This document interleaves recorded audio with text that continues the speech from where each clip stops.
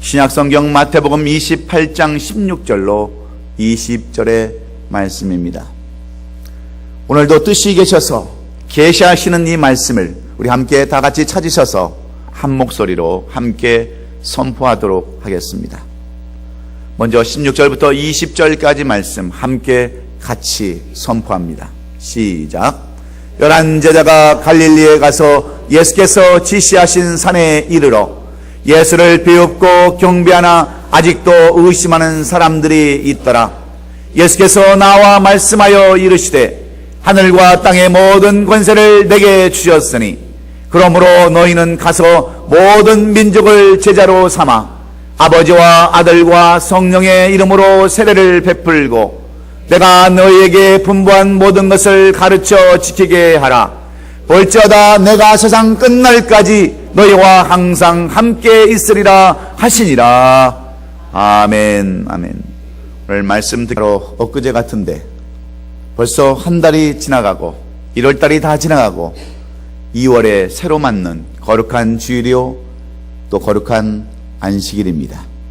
내가 이날을 복되게 하고 이날을 거룩하게 하겠다고 약속하신 이날에 오늘도 주의 전에 찾아 나와서 말씀 듣기를 원하는 여러분 모두에게 우리 하나님의 약속하신 그 약속이 오늘 여러분의 삶 가운데 역사할 수 있기를 주의 이름으로 축원합니다.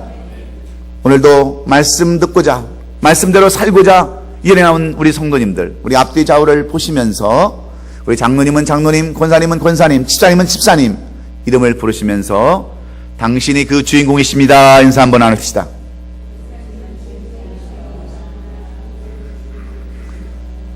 예, 함께 예배드리게 되어서 영광입니다. 인사 한번 더 나누십시다.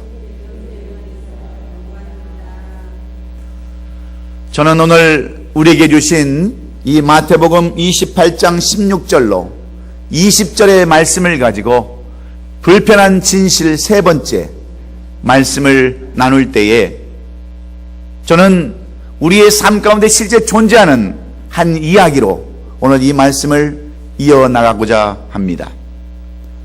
한국의 기업 중에는 고려은단이라고 하는 중소기업이 있습니다. 여러분 다 한국에서 자라신 분들은 기억하실 것입니다.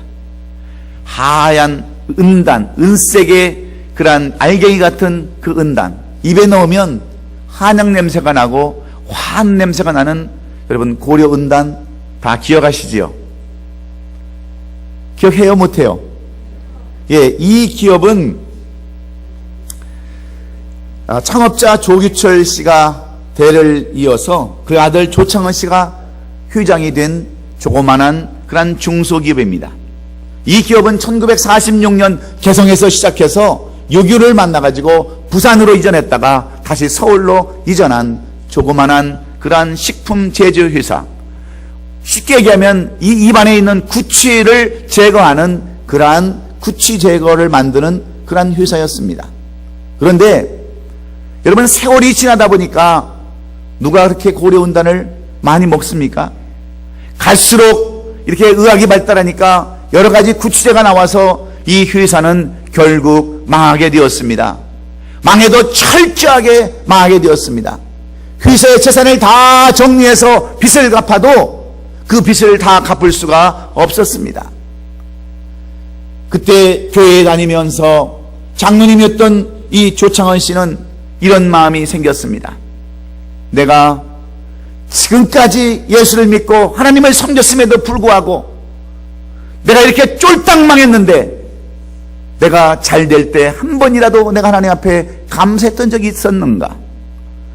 내가 예수를 믿으면서 사업을 하면서 한 번이라도 내가 예수 그리스도를 증거했던 적이 있었는가? 그것을 생각하니까 마음이 너무 아프고 가슴이 졸여왔습니다. 그래서 그는 결단을 합니다. 그 당시 고려은단이 잘 나갈 때 고속도로 옆에 세워놨던 마지막 남은 그 간판에다가 고려은단이라고 하는 이름을 싹 지워버리고 거기다가 뭐라고 쓴 줄 아십니까? Jesus loves you라고 하는 영어로 그렇게 큰 간판을 내걸었습니다. 그럴 때 사람들이 망하더니 사람이 미쳤구나, 망하더니 단단히 돌았구나 하면서 이 조창원이라는 그 장로님 교인을 그렇게 멸시하고 그렇게 무시를 했습니다. 그런데 어느 날 정확히 3개월이 지났을 때에 이 조창원이라고 하는 장로님 집사님 생각에 이런 생각이 듭니다. 내가 지금까지 식품업계로 이 은단을 만드는 제조업으로 지금까지 살아왔는데 아는 것이란 이것밖에 없는데 내가 만들어야 할 게 무엇인가 생각하다가 뭘 만들었겠어요? 고려은단에서 비타민을 만들었어요. 비타민을 빚을 얻어가지고 잔뜩 만들었습니다. 그런데 이 비타민이 팔리질 않는 거예요. 잔뜩 돈을 얻어서 산더미처럼 비타민이 쌓였는데 팔리지는 않고 폐기 처분할 수밖에 없었습니다. 그런데 참 하나님이 하는 일은 놀랍습니다. 어느 날 서울대 의대 해부학 교수이며 비타민C 박사라고 이름난 이왕재 교수가 TV에 나와서 강좌를 하는 겁니다. 사람이 오래 살려면, 건강하게 살려면, 암이 걸리지 않으려면 비타민C를 복용해야 한다는 거예요. 한 번도 이왕재 교수를 찾아가서 비타민C를 선전해달라고 부탁한 적도 없습니다.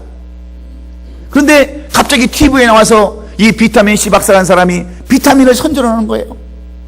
그러면서 하는 말이, 한국 사람은 한국 사람에 맞는 체형의 비타민을 먹어야지 외국산 비타민을 먹어봐야 소용이 없다는 겁니다. 외국산 비타민은 당시 한국산 비타민은 있지도 않았습니다. 별로 사람들이 거들떠보지 않았습니다. 다 외국에서 수입하는 비타민이 다 외국 비타민이었습니다.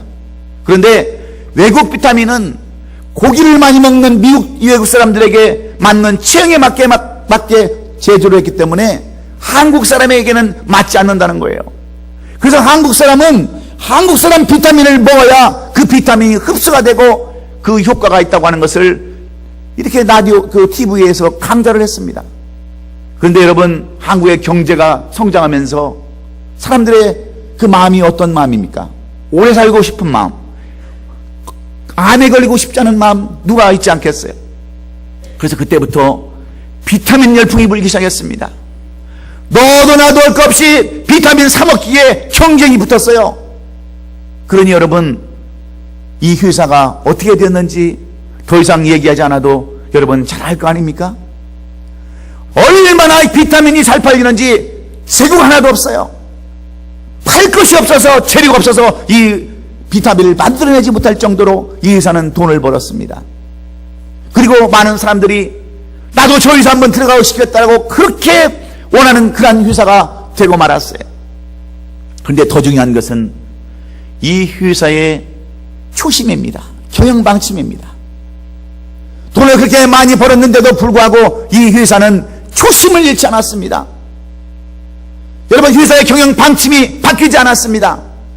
회사가 잘 되니까 여러분, 그 고속도로 간판에 있는 그 간판에다가 무엇을 써놓은 줄 아십니까? 여러분, 한국에 나가거들랑 고속도로를 달리거들랑 한번 간판을 한번 보십시오. 고려원단 제일 위에 있는 그 간판 위에 뭐라고 써놔 있는가를 한번 보십시오.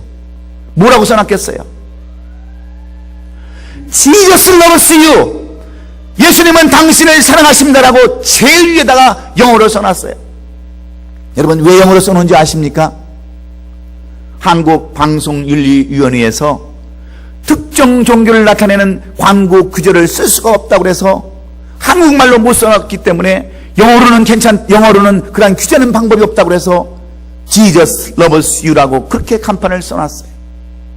여러분, 이런 회사 방침은요, 빵점짜리 경영 방식입니다. 이런 회사 경영 방식은 이 회사를 경영하는 경영학자들에 의하면 0점 여러분 경영 방식이라는 거예요. 왜 그런 줄 아십니까? 비그리스인들은 이런 제품을 선호하지 않습니다. 안티그리스인들은 이런 제품에 불매운동을 벌립니다. 무려 2천만 명이라고 하는 그러한 고객을 포기하는 것과 똑같아요. 그럼에도 불구하고 왜 이 회사는 그렇게 남들이 별로 원하지 않는 돈을 더 벌 수 있는 그러한 기회를 버려가면서까지 Jesus loves you를 제일 광고 위에다 높이 놓고 지금까지도 그렇게 여러분 광고를 하고 있는 것일까요? 무엇 때문일까요? 우리는 지난 2주일 동안 불편한 진실에 대한 말씀을 들어왔습니다. 모든 사람들이 다 아는 진실이지만 왠지 나에게는 불편하게 들리는 진실을 들어야 했습니다. 그 첫 번째는 우리가 가장 싫어하는 11조와 헌물에 대한 이야기였습니다. 두 번째는 안식일을 지키는 그러한 불편한 진실이었습니다. 그리고 마지막으로 오늘 한 가지 더 남은 것은 우리가 들어야 할 불편한 진실 한 가지가 더 남아 있습니다. 그것은 우리가 그리스도인으로 살면서 반드시 해야 하는 일입니다. 의무 중에 의무요 사명 중에 사명입니다. 성도라는 거룩한 무리들이 해야 하고 감당하는 사명이 있는데 그것은 다름 아닌 전도입니다. 오늘 이 말씀도 마찬가지입니다. 오늘 이 말씀은 예수님께서 십자가에 돌아가신 이후에 부활하시고 이 땅에서 40일 동안 머무시면서 마지막으로 제자들에게 부탁하신 마지막 말씀입니다. 다시 오실 재림의 주님께서 유언처럼 그렇게 간곡하게 남기신 말씀입니다. 그러면 그 말씀이 무엇인가? 이 말씀을 하시는 이유가 무엇인가를 우리가 살펴보면서 새롭게 시작하는 2월 달 우리의 삶 가운데 적용하는 말씀, 우리 삶 가운데 꼭 필요한 말씀으로 여러분 받을 수 있기를 주의 이름으로 축원합니다. 예수님은 부활하신 후에 곧장 하늘로 승천한 주신 것이 아니라 이 땅에 계시면서 제자들을 찾아가서 만나 주셨습니다. 그리고 다 하지 못했던 말씀들을 전하셨습니다. 아니 그들이 마치 깨닫지 못했던 말씀들을 깨닫게 해주시고 실행에 옮길 수 있도록 명령해 주셨습니다. 왜 그랬습니까? 아직도 제자들은 예수님께서 이 땅에 왜 오셨던지, 무엇 때문에 오셨는지 그 이유와 목적을 알지 못하는 어린아이 같은 신앙, 아직도 주 예수님을 제대로 믿지 못하는 그러한 신앙을 아직도 제자들은 갖고 있었기 때문에 그렇습니다. 그래서 우리가 오늘 본문 16절로 17절의 말씀을 살펴보면 가룟 유다를 제외한 11 제자가 갈릴리에 이르러 예수님을 배웠고 경배하였다라고 말씀합니다. 그런데 17절의 말씀은 무엇라고 기록되어 있습니까? 그들이 부활하신 예수님을 만나 뵙고 경배 드렸음에도 오히려 의심하는 자가 있도다 말씀합니다. 예수님은 이 땅에 계시면서 3년 반 동안 많은 말씀을 이 제자들에게 가르치시고 여러 가지 이유와 비유를 대시면서 예수님께서 이 땅에 오신 이유와 목적을 분명하게 말씀해 주셨습니다. 그런데 아직까지도 그들은 예수님의 그 이유와 왜 오셨는지, 무엇 때문에 오셨는지 그 이유와 목적을 아직까지 알지 못하는 어린아이의 신앙을 갖고 있었기 때문입니다. 그러니 예수님의 마음이 어떤 마음이었겠습니까? 자신들을 위해서 십자가에서 모든 것을 다 내주셨음에도 불구하고 그것을 깨닫지 못하는 제자들을 보면서 예수님의 마음은 어떠한 마음이었겠습니까? 참으로 답답하고 참담하고 안타까운 마음에 예수님은 마음이 아팠을 것입니다. 그러나 예수님은 제자들을 향하여 조금도 서운한 마음을 표현하지 않으셨습니다.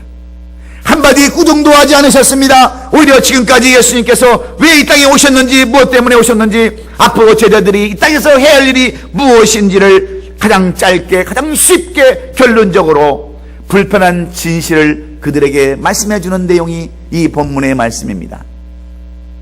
이 땅에 살아가는 우리들에게도 듣기는 들어야 할 말씀, 불편하지만 우리가 깨달아야 할 이 말씀을 오늘 우리에게도 주시는 줄로 믿습니다. 그래서 오늘 말씀에 그러므로 너희는 가서 모든 족속으로 제자를 삼아 아버지와 아들과 성령의 이름으로 세례를 주고 내가 너에게 분부한 모든 것을 가르쳐 지키게 하라고 말씀해 주고 있습니다. 다시 말씀드리면 전도하라는 말씀입니다. 그것이 예수님께서 40일 동안 이 땅에 머무시면서 전해주신 그러한 예언적인 핵심의 말씀이었습니다. 그래서 마태복음의 전체 내용을 요약하면 결론적인 말씀은 전도하라는 말씀입니다. 여러분, 전도가 무엇입니까? 전도는 단어 그대로 도를 전하는 것입니다. 영어로는 에반젤리즘이라고 해서 바로 기쁜 소식을 전하는 것이 전도입니다. 죄로 말미암아 영원히 죽을 수밖에 없는 우리 인생들을 위해서 십자가에 달리시고 대속의 피를 흘려주심으로 죄값을 지불했다고 하는 것, 이것이 바로 전도해야 할 내용입니다. 사망에서 구원을 얻게 되었다고 하는 이 소식을 전하는 것이 복음이고, 이 복음의 소식을 전하는 것이 곧 전도라는 것을 우리는 알아야 합니다. 그렇다면 예수님께서 왜 이렇게 저 아름다운 나라, 하늘나라 보좌를 올라가지도 아니하시고 이 땅에 40일 동안 머무시면서 이 말씀을 주시는 것일까요? 전도가 도대체 무엇이길래, 우리가 왜 전도를 해야 하는 것일까? 왜 주님은 우리에게 이 전도를 명령하시는 것일까요? 여러분, 왜 고려온단이라고 하는 이 자그마한 회사는 그 앞에 있는 수많은 이익을 놔두고도 왜 이렇게 전도를 그렇게 하는 것일까요? 오늘 우리는 이 주시는 말씀을 깊이 깨닫고 우리의 삶 가운데 적용할 수 있기를 예수님의 이름으로 축원합니다. 여러분도 그 말씀대로 살아갈 수 있기를 주의 이름으로 축원합니다. 그러면 전도가 왜 하라고 주님은 명령하십니까? 전도가 도대체 무엇입니까? 전도는 첫째로 권세와 능력이 있다라고 말씀합니다.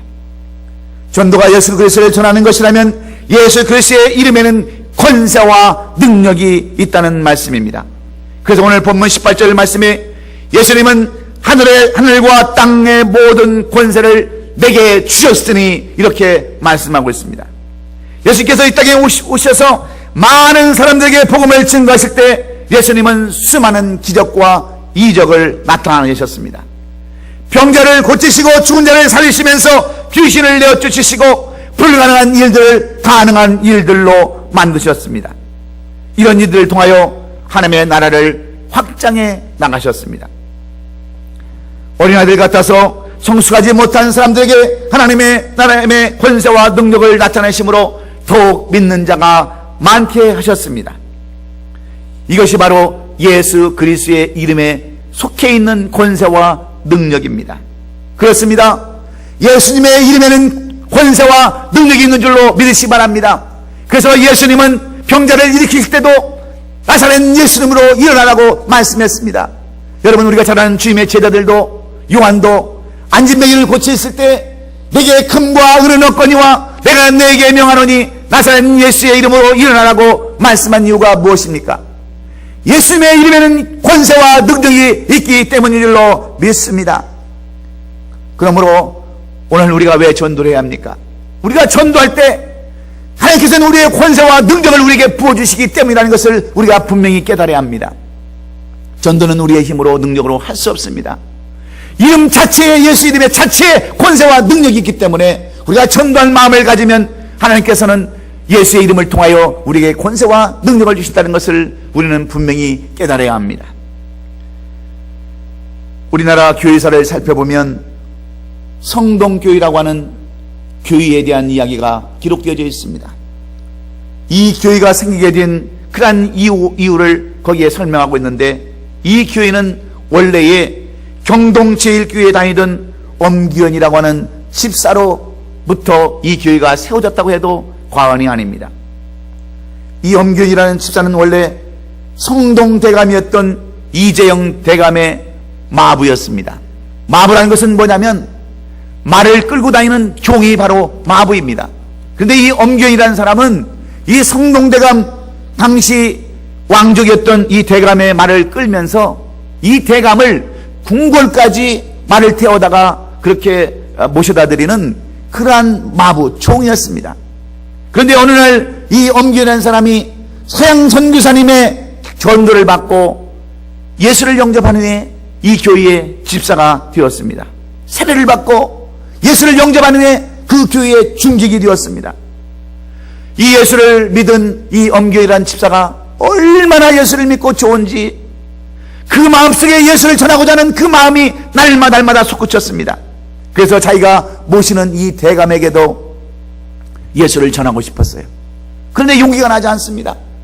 하늘과 같은 그 대감에게 예수를 믿으라고 했다가 어떤 혼쭐이 날까봐 그는 두려웠지만 그의 마음속에는 날마다 이 예수 이름의 권세가 나타나기 시작하는 겁니다.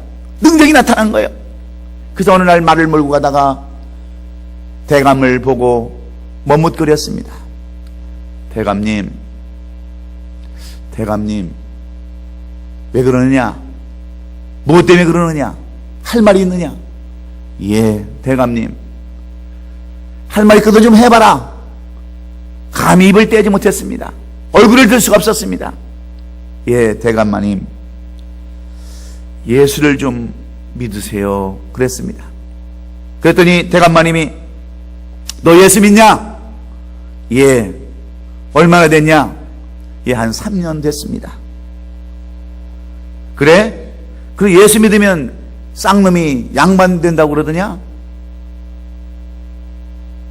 예수 믿으면 팔자가 고쳐진다고 그러더냐? 그래서 믿느냐? 그럴 때 이 엄경이라는 집사가 대감마님, 아닙니다. 저는요, 쌍놈이 양반 되려고 예수 믿는 것이 아닙니다. 내 팔자를 고치려고 예수 믿는 것이 아닙니다. 저는요, 더 좋은 마부가 되려고 예수를 믿습니다. 그랬어요.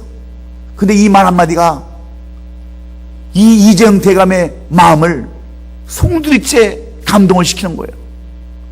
아니, 저놈이 팔자를 고치려고 예수 믿는 줄 알았더니, 쌍놈이 양반 되려고 예수를 믿는 줄 알았더니, 아니, 더 좋은 마부 되려고, 나를 더 잘 섬기려고 예수를 믿는다니, 그 예수가 어떤 것인지 나도 한번 따라가 보겠다라고 경동교회를 쫓아갔어요.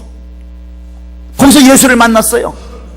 그래서 조선 최초로 이 이재영 대감이 신학교를 가서 목사가 돼가지고 세운 교회가 어떤 교회라고요?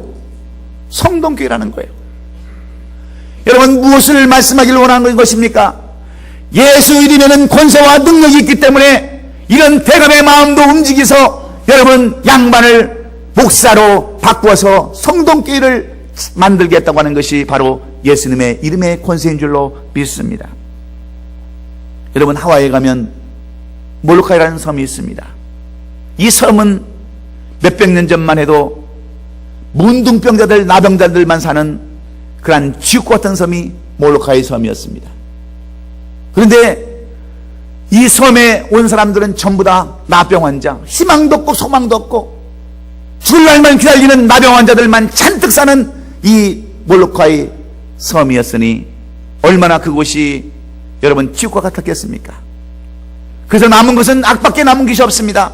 매일 싸우고 분쟁하고 죽이고 이러한 삶을 살아가는 것이 바로 몰로카이 섬이었습니다. 그런데 이런 섬에 예수 그리스도를 전하자고 오스트리아 출신의 데미안이라고 하는 신부님이 이 섬에 도착을 했습니다. 10년 동안 예수 그리스도를 증거해도 이들이 받아들이지 않는 겁니다. 아니, 하나님이 계시고 예수님이 계신다면 왜 우리를 이렇게 나병한 자로 만들고 우리를 이렇게 비참한 인생으로 만들어서 죽어가는 날만을 기다리는 인생들로 우리를 만들어 놨느냐고. 그들은 예수를 영접하기는커녕 오히려 이 데미안 신부를 여러분 오히려 비난하고 예수를 영접하지 않은 냉랭한 삶이 10년 동안 지속되었습니다. 그럴 때 이 데미안 신부님이 예수님 앞에 기도했습니다. 예수님, 어찌해야 이 불쌍한 영혼들을 전도할 수 있습니까? 어떻게 해야 여러분 이 몰로카이 섬을 변화시킬 수 있습니까? 기도했을 때 이 데미안 신부에게 이런 마음이 있습니다. 내가 예수가 되어라. 그는 예수가 되는 것이 무엇인지를 알지 못했지만 기도하는 가운데 깨달음이 왔습니다. 그래, 내가 예수님처럼 십자가에 못 박혀야지, 내가 예수님의 삶을 살아야지 하면서 나병 환자의 그 나병 고름을 자기 몸에 수혈을 합니다. 그래서 결국 나병 환자가 됩니다. 귀가 떨어지고 코가 떨어지고 손가락이 잘나가는 그런 모습을 보면서도 그는 예수님이 바로 이런 분이셨다라고, 예수님이 바로 나병 환자처럼 모셔서 여러분에게 하늘나라 천국을 말씀하신다라고 그렇게 예수를 증거했습니다. 그 모습을 보았던 이 나병 환자들의 눈에서 눈물이 흐릅니다. 감동이 오기 시작합니다. 저런 분이 예수님이라면 우리도 예수님을 영접해야 되지 않는가? 그때부터 예수를 영접해서 몰로카의 섬은 모든 사람들이 절망 가운데 있던 이 섬이 예수를 받아들이고 난 후에 평화의 섬, 소망의 섬이 되었다고 하는 것을 우리는 지금도 이 하와이 시청 앞에 가면 데미안 신부의 동상을 보면서 우리는 그 역사를 깨달을 수 있습니다. 여러분, 예수님의 이름은 권세가 있습니다. 예수님의 이름은 능력이 있습니다. 못할 일이 없으신 것을 우리에게 말씀해 주신 것이 아닙니까? 할 수 있거든요. 무슨 말이냐? 믿는 자에게는 능치 못할 일이 없다고 하신 이 예수님의 이름의 권세를 힘을 비시고, 여러분도 예수를 전할 수 있는 저와 여러분 될 수 있기를 주의 이름으로 축원합니다. 되는 일이 없으십니까? 여러분이 해결 못한 일들이 있으십니까? 예수 이름의 권세에 힘입어서 예수를 전함으로 말미암아 여러분 문제가 해결받는 저와 여러분 될 수 있기를 주의 이름으로 축원합니다. 두 번째로, 왜 전도하게 하시는가? 왜 전도를 우리에게 명령하시는가? 왜 우리에게 불편한 진실을 주님은 말씀하시는가? 두 번째는 전도는 사명이기 때문입니다. 마가복음 16장 15절에 이르시되 너희는 온 천에 다니며 만민에게 복음을 전파하라고 말씀하고 있습니다. 여러분, 왜 온 천에 다니며 만민에게 복음을 전파하라고 말씀하십니까? 마태복음 24장 14절에 이렇게 답이 나와 있습니다. 이 전국 복음이 모든 민족에게 증언되기 위하여 온 세상에 전파되리니 그제야 끝이 오리라 말씀하고 있기 때문입니다. 이 말씀 속에는 예수님께서 모든 민족들을 얼마나 사랑하시는가를 우리는 알 수 있습니다. 어떤 민족에게 차이를 주지 않냐고 모든 민족 모든 사람에게 구원하시려고 하시는 예수님의 사랑을 우리는 발견할 수 있습니다. 그래서 예수님의 마음을 알았던 사도 바울은 복음 전주의 삶을 기쁘게 여겼습니다. 고난을 받아도 기쁘게 생각하고 그 수많은 전도 여행을 그는 다녔습니다. 사도 바울은 항상 자신을 그래서 복음의 선포자라고 소개하고 어려울 때마다 힘들 때마다 모든 사람들에게 기도를 요청한 것은 그가 잘 먹고 잘 살라고 기도해달라고 요청한 것이 아닙니다. 오직 전도를 잘할 수 있게 해달라고 모든 사람에게 중보기도를 요청했습니다. 그래서 디모데후서 4장 5절에 보면 그러나 너는 모든 일에 순종하여 고난을 받으며 전도자의 일을 하며 내 직무를 다하라고 말씀하고 있습니다. 그 이유는 모든 사람에게 구원의 복전식을 전하기 위함이었습니다. 사랑하는 성도 여러분, 전도는 해도 되고 안 해도 되는 것이 아니라 선택사항이 아니라 반드시 하나님의 자녀라면, 하나님을 구주로 영접한 자녀라고 한다면 반드시 해야 하는 것이고 그것이 사명이고 의무라는 것을 우리에게 말씀해 주고 있습니다. 그래서 오늘 본문 19절로 20절에 보면 그러므로 너희는 가서 모든 족속으로 제자를 삼아 아버지와 아들과 성령의 이름으로 세례를 주고 내가 너에게 분부한 모든 것을 가르쳐 지키게 하라고 말씀하고 있습니다. 그렇습니다. 예수의 은혜로 말미암아 그리스도인이 된 사람이라면 누구든지 그 누구를 막론하고 예수를 전해야 하는 사명이 있음을 분명하게 우리에게 말씀해 주고 있습니다. 전도는 의무라는 거예요. 하나님을 믿은 모든 자녀들, 예수를 믿은 모든 자녀들은 우리가 받은 대로 그대로 전해야 하는 의무가 있다라고 하는 사실입니다. 그래서 여러분, 사도 바울은 경고하지 않습니까? 누구를 막론하고 사명을 감당하지 못하면 도리어 큰 화가 있을 것이라고 우리에게 분명히 사도 바울은 경고하고 있습니다. 왜 그렇습니까? 사명을 다하지 못하고 의무를 다하지 못한 것은 오히려 배반하는 것이고 떠나는 것이기 때문에 그렇습니다. 제가 얼마 전에도 예화로 들었던 말씀이지만 18세기 실제로 유럽의 한 섬에 있었던 이야기입니다. 그곳에는 마음씨 좋은 한 등대지기가 살고 있었습니다. 착하고 성품이 좋다라고 소문난 사람이었습니다. 그런데 어느 날 이웃에 있는 할머니가 먹을 것이 없어서 아이들이 배를 굶고 입을 것이 없어서 며칠을 그렇게 보냈다고 하는 그런 안타까운 소식을 듣고서 그 등대에 쓸 기름을 팔아서 음식을 사드렸습니다. 그런데 조금 지난 후에 또다시 그의 친구가 찾아왔습니다. 겨울은 되었는데 난방에 쓸 기름이 없어서 아이들이 추위에 떨고 밤잠을 못 잔다고 하는 그러한 이야기를 듣고서 이 등대지기는 등대의 기름을 뽑아서 이 친구에게 주었습니다. 얼마나 아름다운 일이고 얼마나 복된 일입니까? 그런데 어느 날 세차게 바람이 불고 폭풍이 치는 어느 날 그 섬을 지나가던 한 배가 그만 암초에 걸려서 좌초되고 수많은 사람들이 실종되고 거기서 죽음을 당했습니다. 정부에서 나와서 조사를 해보니까 그 등대에 등불이 꺼져 있었던 것입니다. 그래서 등대지기는 국가법에 의해서 사형을 당하게 되었습니다. 여러분, 아무리 그것이 사람들을 향한 좋은 일이라고 하지만 이 등대지기의 사명은 무엇입니까? 등대에 불을 밝히는 것이 이 등대지기의 사명입니다. 그런데 청으로 사람의 약한 마음으로 그 사명을 감당하지 못함으로 더 많은 희생을 자초하고 결국은 죽음에 이르렀다고 하는 것을 우리에게 예화로 말씀하고 있습니다. 여러분, 우리 주위에는 얼마나 많은 사람들이, 가엾은 사람들이 많이 있습니까? 예수 믿으세요?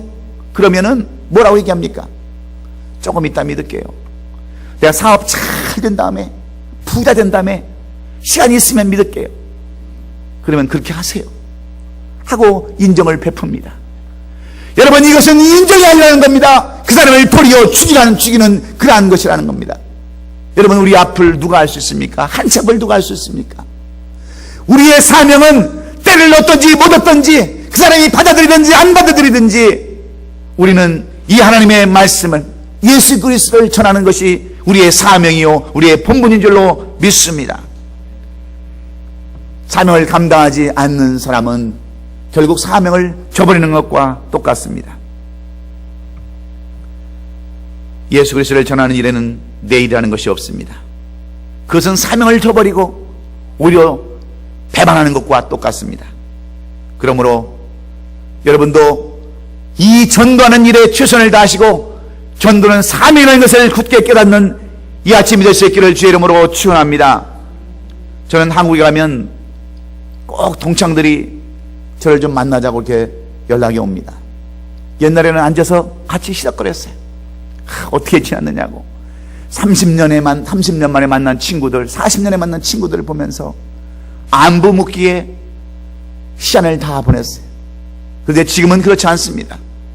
내가 만난 예수, 내가 경험한 예수, 나를 지금까지 인도하신 그 예수를 증거할 때에 물론 싫어하는 사람도 있지만 그 예수를 전하는 모습을 보면서 나도 이제 교회 가야겠다고, 나도 이제 예수 믿겠다고 하는 여러 친구들을 저는 직접 경험을 했습니다. 왜 그렇습니까?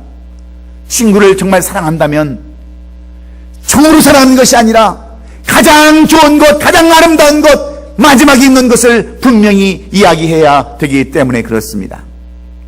전도는 사명이요 우리가 해야 할 일이기 때문인 줄로 믿습니다.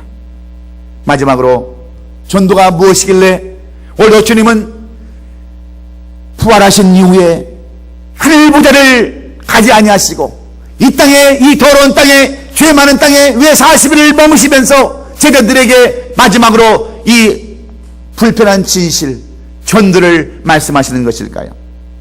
전도는 바로 축복과 상급이 있기 때문입니다. 전도가 무엇입니까? 전도는 곧 영원 구원임을 우리는 잘 알고 있습니다. 이 땅에 지은 모든 민족들을 구원하시기 위한 하나님의 계획이심을 우리는 또한 잘 알고 있습니다. 그런데 왜 하나님께서는 직접 전도하지 아니하시고 하늘나라 모든 천사를 동원해서 아직도 믿지 않는 영혼들을 전도하시지 않냐고 왜 우리의 연약한 이 인간들을 통해서 전도하게 하시느냐 하는 겁니다.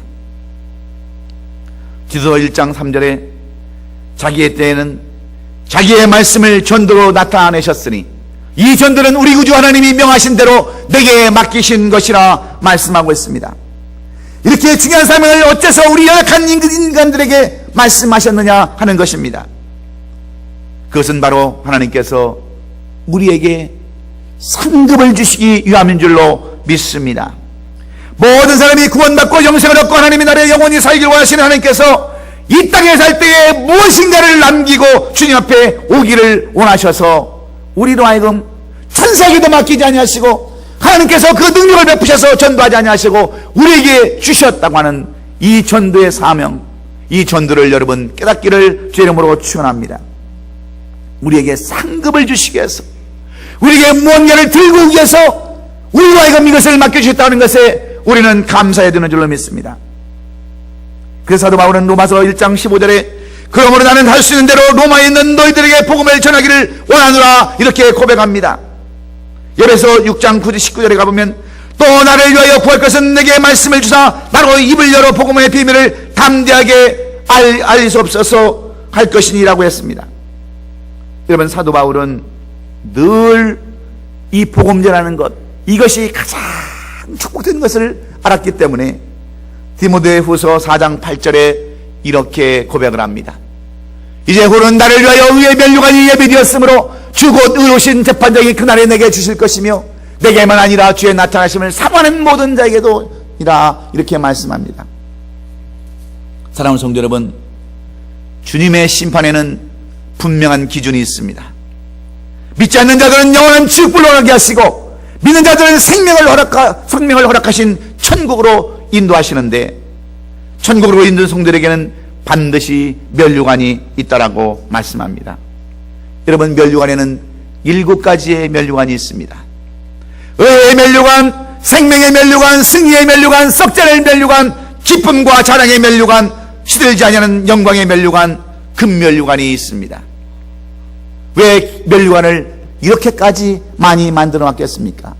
왜 전도한 사람에게는 이런 면류관을 주신다라고 말씀하고 있습니까? 그만큼 전도가 중요하기 때문에 그렇습니다. 전도의 상급은 왕처럼 높은 면류관으로 주심을 깨달아야 합니다. 이 전도가 얼마나 중요하고 필요한지 예수님의 제자들에게 볼지어다 내가 세상 끝날까지 너희와 항상 함께 있으리라 약속하셨습니다. 두고 봐라, 너희가 내 이름을 전하기만 하면, 나를 전파하기만 하면 이 세상 끝날까지 내가 영원히 너와 함께 있겠다 약속해 주신 것입니다. 함께 하신다고 하는 약속은 무엇을 의미합니까? 동행한다고 하는 약속입니다. 전능하신 하나님의 아들이신 예수께서 보살펴 주신다고 하신 약속과 같습니다. 전능하신 예수님께서 우리의 삶의 안내자가 되어주신다고 하신 말씀입니다. 그러므로 전도보다 더 큰 축복은 없는 줄로 믿습니다. 전도보다 더 빠른 응답은 없습니다. 왜? 예수님께서 약속하신 약속이기 때문에 그렇습니다. 그래서 제자들은 한결같이 그의 남은 인생들을 다 전도하는데 쓰지 않았습니까? 생명을 내걸고 순교하면서까지도 여러분 그들은 전도하지 않았습니까? 다니엘서 지혜 있는 자는 2장 13장 3절에 지혜 있는 자는 궁창의 빛과 같이 빛날 것이요 많은 사람을 옳은 대로 돌아오게 한 자는 별과 같이 영원토록 빛나리라 약속해 주신 말씀이 주님의 약속입니다. 사랑하는 성도 여러분, 왜 우리가 전도를 해야 합니까? 전도는 축복의 통로이기 때문에 그렇습니다. 한 가지 예언만 드리고 말씀을 마치려고 합니다. 구러시아의 수용소에는 유대인 의사였던 보리스 코펠이라고 하는 의사가 있었습니다. 이 사람은 스탈린도 사람에 불과하다고 하는 이 말 한마디 때문에 KGB에 의해서 잡혀가지고 이 소련 수용소에, 그 구러시아 수용소에 잡혀갔습니다. 근데 이 사람은 의사니까 의사 일을 포기했습니다. 그런데 구러시아에는 재정이 약해서 약품도 많지 않았습니다.